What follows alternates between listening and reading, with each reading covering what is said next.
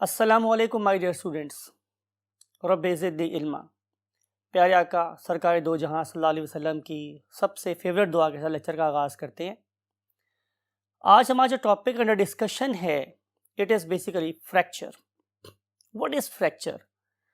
Normally जो हमारी bones हैं they are very hard, they are very strong और टूटती नहीं है आमतौर पे, लेकिन किसी वक्त ये ब्रेक भी हो सकती हैं और तकरीबन 3 से 4 माह के अरसे में रिपेयर होती हैं।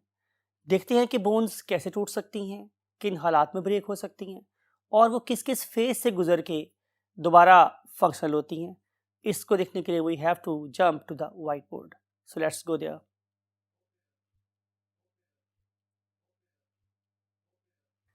Yes, my dear students, first of all we want to define what the fracture. This particular definition explaining what the breakage of hard connective tissue, the breakage of hard connective tissue or the bone is known as, of course, broken bone. It is also known as fracture. इसे हम लोग fracture भी बोलते हैं। अगर मैं आप लोगों से फ्रैक्चर को डिस्कस करूं माय डियर स्टूडेंट्स, तो फ्रैक्चर की मेरे पास कितनी टाइप्स हैं? 3 टाइप्स हैं। उनमें से को हम बोलते हैं hairline fracture. Hairline fracture,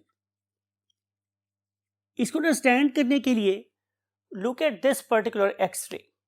इस वाले केस में डेफिनेटली कनेक्टिव टिश्यू ब्रेक हो गया है, आपको नजर आ रहा है, लेकिन जो दो बोन्स हैं, सॉरी जो ब्रोकन बोन है उसके 2 एंड्स दे रिमेन इंटैक्ट, आपस में जुड़े हुए। अगर आप इसमें वेट डालना चाहें तो वेट नहीं पड़ेगा, पेन प्रॉपर होगी। लेकिन इस वाले केस में बोन्स के 2 एंड्स अभी भी साथ साथ जुड़े हुए हैं, तो इसे हम क्या बोलते हैं? Hairline fracture.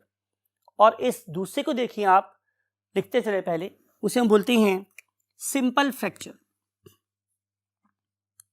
It is called as simple fracture. और जब मैं बात करता हूं सिंपल फ्रैक्चर की, तो उसके लिए आप इस एक्सरे को देखिए। आप देख रहे हैं कि यहाँ पे जो बोन्स हैं वो ब्रेक होने के बाद उसके 2 एंड्स बन गए हैं और ये 2 एंड्स ओवरलैप कर गए, राइट। इन 2 एंड्स के दरमियान में जो गैप है वो बढ़ गया है। 2 एंड्स के दरमियान में ओवरलैपिंग की वजह से गैप बढ़ गया है। It is called as simple fracture. लेकिन अभी भी ये जो बोन है ये हमारे सॉफ्ट टिश्यूज़ को फाड़ के बाहर नहीं आई, तो हम इसे बोलते हैं सिंपल फ्रैक्चर। लेकिन अगर आप इस थर्ड कैटेगरी को देख रहे हैं, जिसे हम क्या बोलते हैं, look at this, compound fracture. Compound fracture. अब इस वाले केस में क्या हुआ? इस वाले केस में आप देख सकते हैं कि आपको इस एक्सरे में नॉट ओनली जो बोन्स है वो नज़र आ रही है, बल्कि नज़र आ रहा है कि जो बोन है वो मेरे फ्लैश को और मेरी स्किन को चीरती हुई बाहर निकल आई।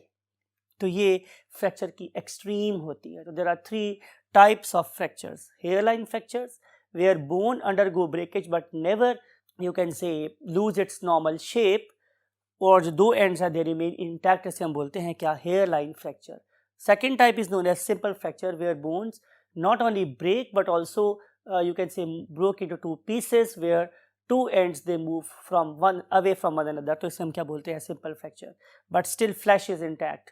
लेकिन अगर हम थर्ड की बात करेंगे तो bones not only break away, they move apart but also tear the flesh और द स्किन, तो इसे हम क्या बोलते हैं? Compound fracture. आगे हम देख रहे हैं स्टूडेंट्स की कॉजेस।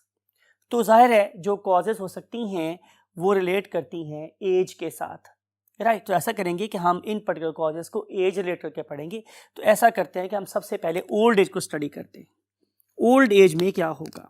तो जब आप होंगे बूढ़े माय डियर स्टूडेंट्स, तो फिर आप लोगों की बोन्स क्या हो सकती हैं? सॉफ्ट हो सकती हैं।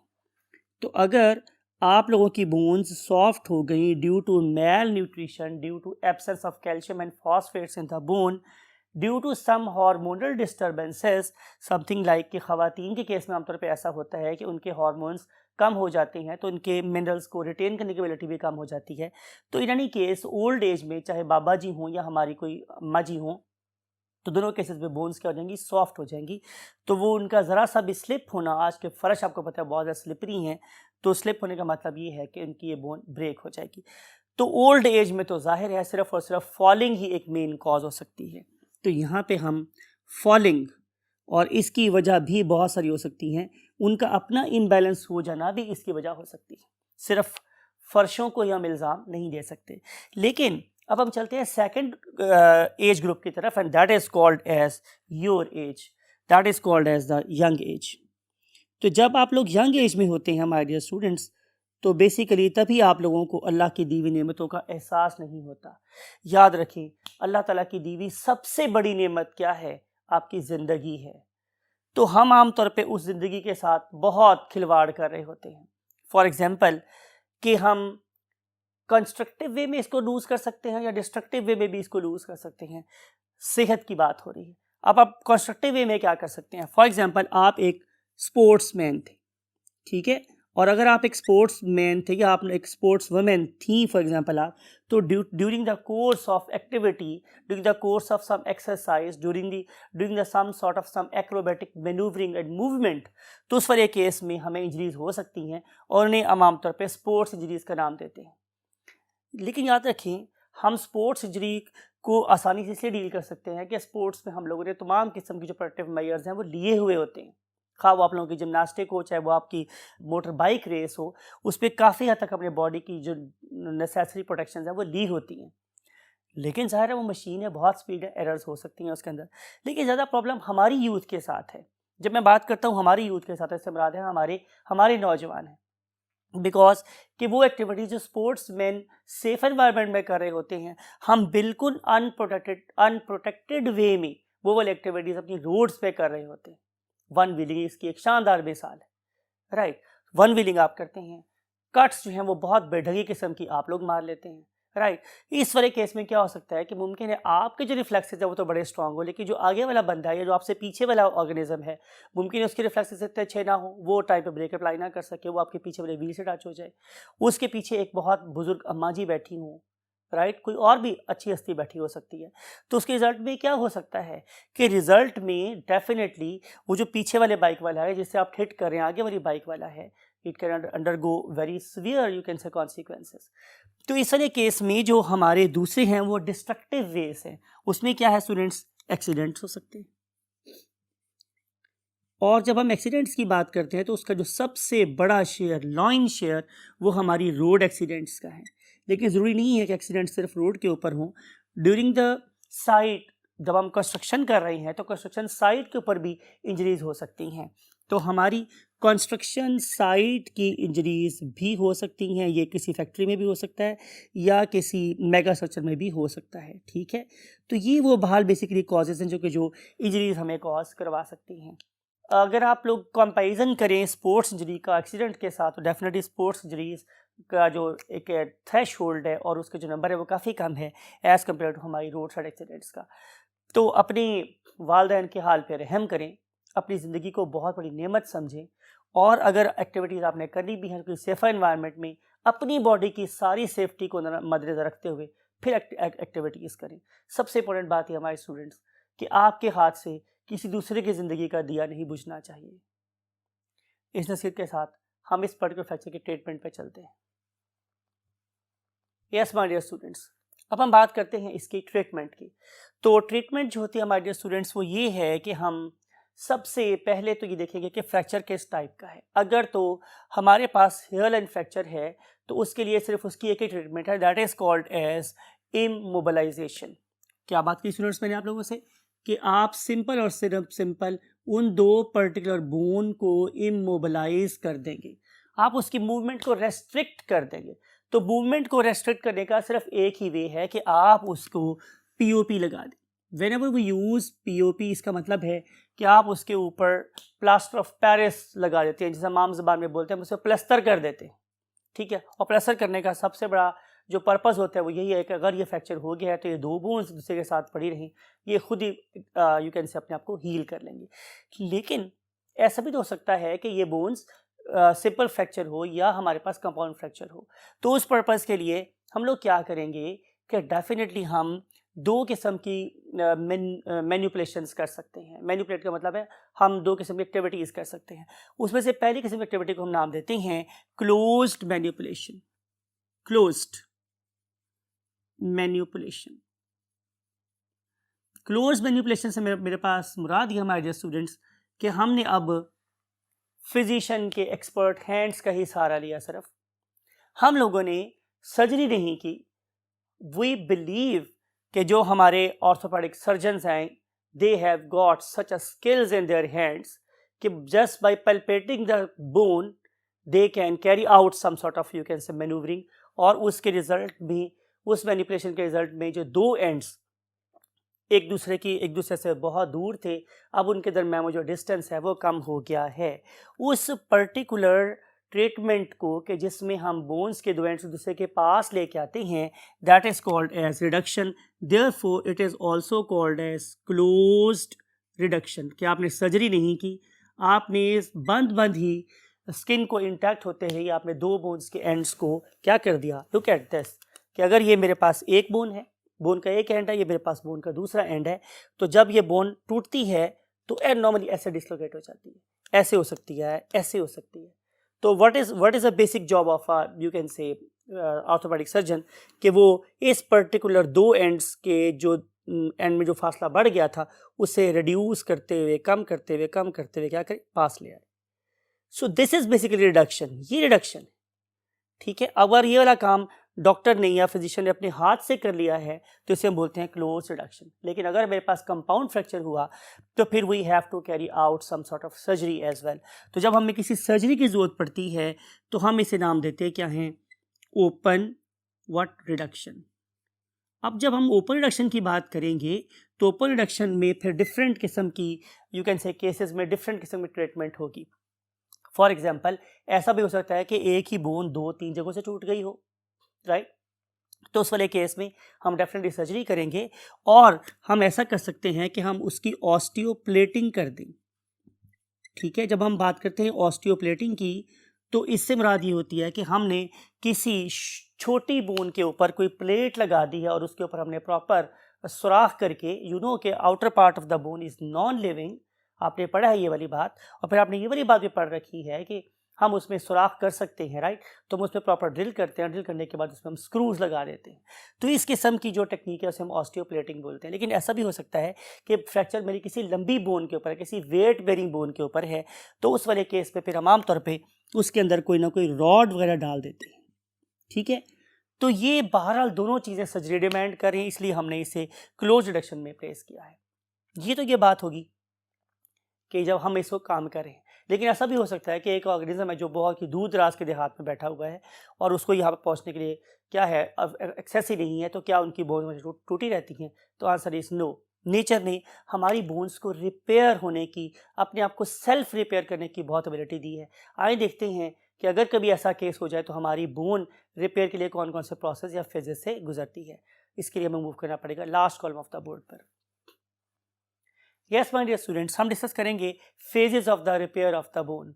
तो जो सबसे पहली बात ये होती है हमारे डियर स्टूडेंट्स कि जब कभी भी हमें क्या होता है, एक फ्रैक्चर होगा, तो सबसे पहले दो किस्म की ज़ाहिर है चीज़ें ब्रेक हो जाएंगी।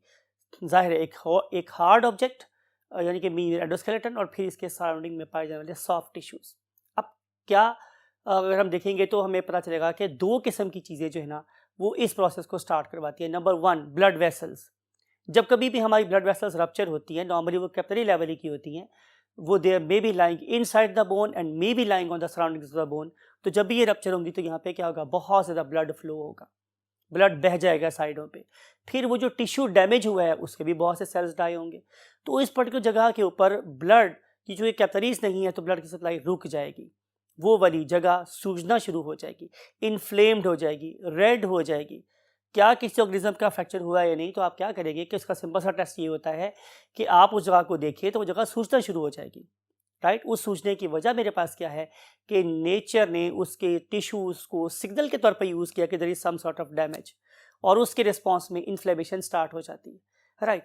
तो हम देखना ये चाह रहे हैं हमारे डियर स्टूडेंट्स कि जो पहली फेज़ है वो क्या है, हीमाटोमा फॉर्मेशन। और इस पर्पज़ के लिए आप इस पर्टिकुलर वीडियो को देख सकते हैं कि इस वीडियो में आपको ये बोन ब्रेक होती हुई नज़र आ रही है और यहाँ से आपको डिफरेंट कैपिलरीज बर्स्ट होकर ब्लड को बहता हुआ देख रहे हैं। यहाँ पे ऑस्टियोसाइट्स, ऑस्टियोब्लास्ट, कॉन्ड्रोसाइट्स, कॉन्ड्रोब्लास्ट पर आप वेयर टाइप ऑफ लोकेशन के लिहाज से they all just spill out. और चूंकि अब यहाँ पे क्या नहीं हो रहा मेरे पास स्टूडेंट्स, डेफिनेटली फूड नहीं मिल रही, तो इस फूड के ना मिलने की वजह से भी यहाँ की लोकलाइज सेलुलर डेथ स्टार्ट हो जाती है। तो पहला प्रोसेस मेरे पास ये होता है। नंबर 2, अब हम देख रहे हैं नंबर 2 पे क्या होगा। नंबर 2 पे हमारे स्टूडेंट्स ये होगा कि अब इस पर्टिकुलर हीमाटोमा के ऊपर के that is basically a debris, a waste, वहाँ पे आहिस्ता आहिस्ता दोबारा से जो ब्लड वेसल्स हैं, हम कैपिलरीज की बात करते हैं, they begin to reconstruct themselves. Our body is organically designed. It has a great ability of self repair. तो जो ब्लड वेसल्स हैं वो दोबारा से क्या करती हैं, रेमिफाई होती हैं, डिवाइड होती हैं, अपने आप को दोबारा से बनाती हैं। तो अब इस पर्टिकुलर हीमाटोमा के अंदर ज़िंदगी दोबारा से नज़र आना शुरू होती है। लेकिन याद रखिए जो पहला स्टेप है वो क्या है, ब्लड वेसल्स का बनना। वहाँ पे जब ब्लड वेसल वहाँ पे बनेंगी तो जाहिर है न्यूट्रिएंट्स भी आना शुरू हो जाएंगे। यहाँ पे पहले सॉफ्ट बोन्स बनाने वाले सेल, आपको पता था मैंने नाम दिया था ऑस्टियोब्लास्ट का, वो यहाँ पे आएंगे। ऑस्टियोब्लास्ट आकर यहाँ पे सबसे पहले एक सॉफ्ट बोन बनाएंगे, राइट। उसके बाद आ जाएगा third step that is called as the bony callus formation.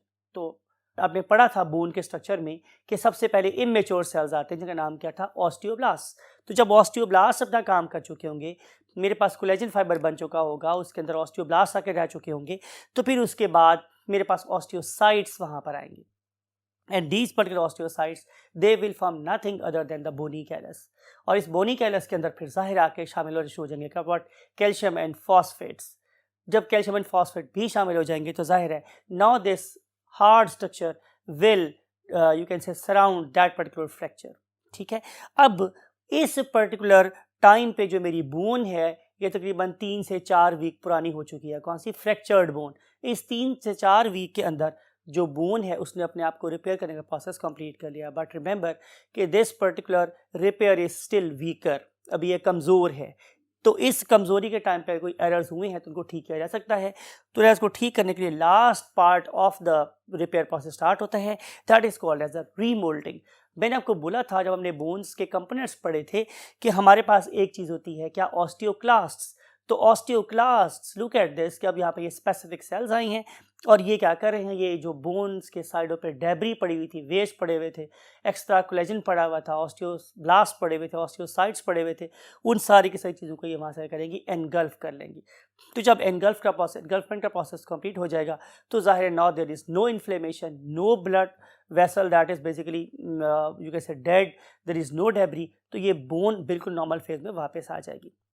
अब सवाल ये है कि जहाँ से ये सारे या जिस पॉइंट पे ये सारे प्रोसेस हुए हैं, क्या उस पर्टिकुलर बोन में और जो मेरे पास लिविंग बोन थी या पुरानी सही बोन दोनों में कोई फ़र्क है? तो answer is no, there is no difference at all. It is nothing like our welding. ये हमारी वेल्डिंग की तरह से नहीं है कि जहाँ वेल्डिंग होगी वहाँ पे दो चीज़ें बजाय मजबूत होने के और फ्रेजाइल हो गई, ऐसा नहीं हुआ। बल्कि यहाँ पे जो बोन है वो ज़्यादा स्ट्रॉन्ग हो गई, राइट। उसमें कोई फ़र्क नहीं है इसकी लाइफ में, in transmission of signals, in terms of bearing the weights, और in the terms of internal structure, no difference at all. It is a perfect naturally molded what, bone. So that's it with the topic that is called as a repair of the broken bones, also called as repair of the fractures. ये वाला काम हम अगर खुद करेंगे तो ज़ाहिर है टाइम कम लगेगा, ऑर्गेनिज्म अपनी नॉर्मल एक्टिविटी में जल्दी से वापस आ जाएगा। लेकिन इस सारे प्रोसेस में बहरहाल 3 से 4 माह का प्रोसेस लग जाता है। मैं फिर इसी नसीहत के साथ लेक्चर ख़त्म करूँगा कि अपनी ज़िंदगियों की बहुत केयर करें, आप उस प्यार मोहब्बत को समझें जिसको लेके वालिदैन ने आप लोगों को इस मकाम तक लेकर आए हैं। ठीक है, अल्लाह ताला आप लोगों को अपने वालिदैन की केयर करने की तौफीक अता फरमाए, not only by serving them but also protecting yourself. ठीक है, अल्लाह ताला आप लोगों को किसी भी किस्म के मेजर एक्सीडेंट से बचा के रखे। इस दुआ के मैं चाहता हूँ आप लोगों से इजाज़त। अल्लाह हाफिज़।